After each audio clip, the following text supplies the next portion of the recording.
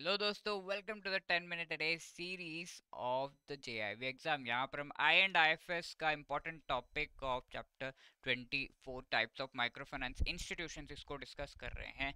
Is this topic really important from the exam point of view? किस तरह के questions इसमें से आते हैं, किस तरीके से हमें इसे प्रिपेयर करना चाहिए, एक ओवरव्यू लेना चाहिए, डीपली पढ़ना चाहिए, इस चीज का बहुत ही अच्छा आइडिया आपको लगेगा by going through this video. So watch this video till the end. And if you are preparing for the JAIIB exam, आपको प्रीवियस ईयर्स का ट्रेंड का भी आइडिया होना चाहिए ताकि आप आगे का जो पेपर आप देने वाले हैं उसका पता लगा सके कि किस तरह के क्वेश्चंस वहां पर आ रहे हैं। तो इसके लिए आपको प्रीवियस ईयर क्वेश्चंस, उनसे डिराइव किए हुए most important topics and MCQs की लिस्टिंग, ये सब पता होना चाहिए।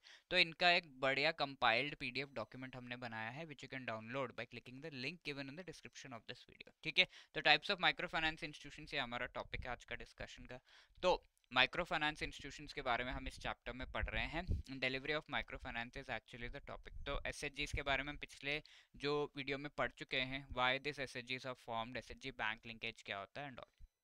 अब now that we know this, we should have an idea कि कितने टाइप के माइक्रो फाइनेंस इंस्टीट्यूशंस है। तो one is the informal sector and the formal sector. ठीक है, माइक्रो फाइनेंस मतलब स्मॉल अमाउंट ऑफ लोन्स जो लिए जाते हैं। तो हमें ऑलरेडी पता है कि मनी लेंडर्स, महाजन, श्रॉफ, लैंड ओनर्स वगैरह स्मॉल अमाउंट के लोन देते हैं, बट वो बहुत ही हाई इंटरेस्ट रेट्स जो है वो लेते हैं एंड ऑल। इससे ही इस चैप्टर का शुरुआत हमने किया था, ग्रामीण बैंक स्टार्ट हुआ ये सब। तो देर आर ऑल्सो अदर्स जो थोड़ा कम भी लेते हैं, तो वो इनफॉर्मल सेक्टर अभी भी चल रहा है। अब इसके अलावा there is this formal sector. Formal sector में सबसे इंपॉर्टेंट है जो बैंक्स है वो भी माइक्रो फाइनेंस प्रोवाइड करते हैं with respect to certain area sectors. ठीक है, तो कौन कौन से बैंक्स प्रोवाइड करते हैं? Cooperative banks, regional rural banks and scheduled commercial banks के प्रायोरिटी सेक्टर लेंडिंग नॉर्म्स में ये माइक्रो फाइनेंस अगर कोई बैंक दे रहा है, then that comes under the priority sector lending. Target जो है वो भी अचीव हो रहा है, this the bank should keep in mind. तो mainly these are the banks, you can see cooperative banks and regional rural banks, ये ज़्यादातर रूरल एरियाज में आपको देखने को मिलेंगे जहाँ पर माइक्रो फाइनेंस की मोस्टली रिक्वायरमेंट होती है। ठीक है, अब the next thing is SHG and bank linkage program. तीन मॉडल्स में चलता है, तो उसके बारे में भी हम डिस्कस करेंगे। What are this three models? ये थ्री मॉडल्स, इसमें देखिए एक चीज है, जो एसएचजी है वो बैंक के साथ लिंक हो रहा है। ठीक है, तो ये लिंकेज कई फर्स्ट मॉडल में ये होता है कि डायरेक्टली लिंक एसएचजी ने बैंक को या बैंक ने एसएचजी को अप्रोच किया, डायरेक्ट लिंकेज।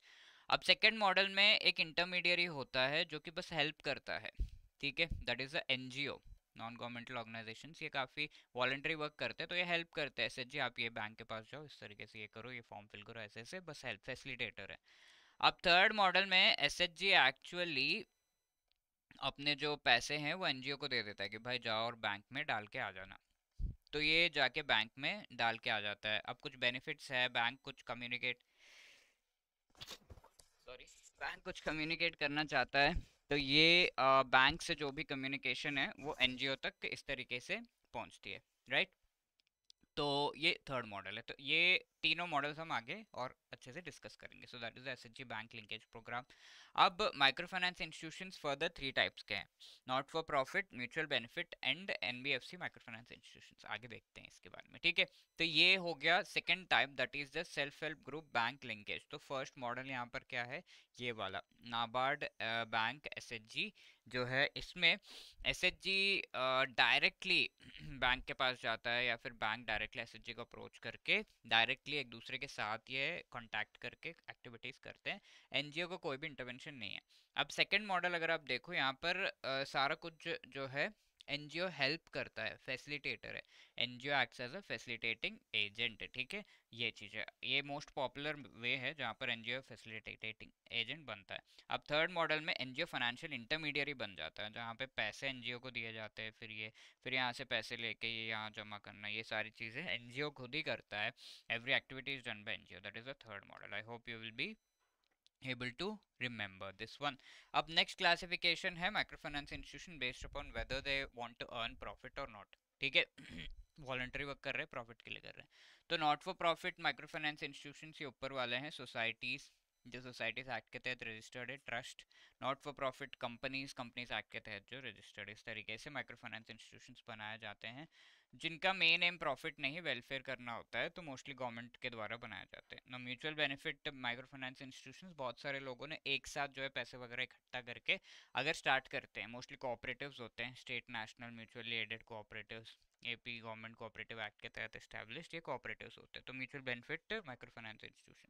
अब कुछ माइक्रो फाइनेंस इंस्टीट्यूशंस कमर्शियल भी हैं, ठीक है। Mutual benefit is also commercial to some extent. अब NBFC, non banking financial company, जिसके बारे में हम आगे के सेशंस में देखेंगे, अब इनके द्वारा माइक्रो फाइनेंस इंस्टीट्यूशन स्टार्ट किया गया, तो वो कमर्शियल ऑब्जेक्टिव्स उसके, mainly it wants to earn profit, ठीक है।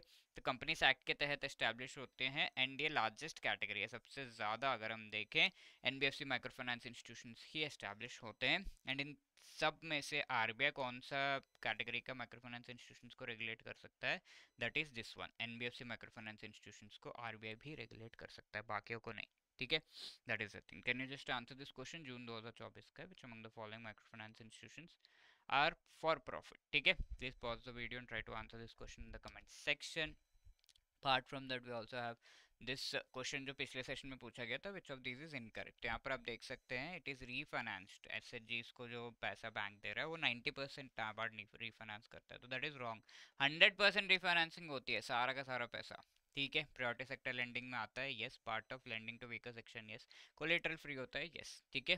तो B is the right answer, because ये एक इनकरेक्ट स्टेटमेंट है। And if you want to clear the JAIIB exam in one go and need guidance with respect to that, तो हमारा master course available है ना।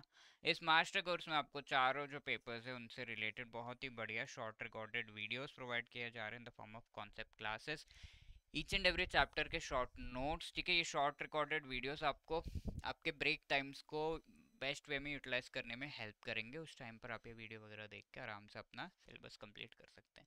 चैप्टर वाइज शॉर्ट नोट से each and every chapter के MCQs, full length mock test भी आपको provide किए जा रहे हैं एग्जाम से पहले अच्छे से प्रिपरेशन करने के लिए। मोस्ट इंपॉर्टेंट टॉपिक्स को रिवाइज करना बहुत ज़्यादा ज़रूरी है, तो वो रिविजन लाइव क्लासेस के थ्रू हम प्रोवाइड करवा रहे हैं। ऑल्सो JAIB 75 कोड यूज करके आपको 75% का डिस्काउंट मिल रहा है on this particular course. So hurry up, click on the link given in the description of this video and join this master course. जो आगे एग्जाम के लिए कॉम्प्रिहेंसिव एंड अच्छे से प्रिपरेशन करना चाहता है, they should definitely go for some guidance, and master course is one such option for you. Okay, and if you have any other query, call us on this number or drop a mail at hello@edutab.co.in. Thank you so much.